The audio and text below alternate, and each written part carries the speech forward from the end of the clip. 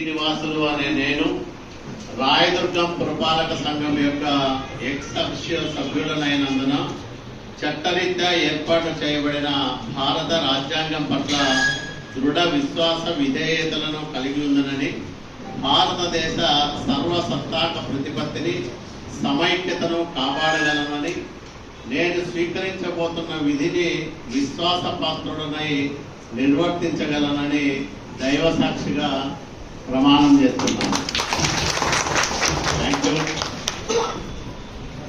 Thank you sir. Okay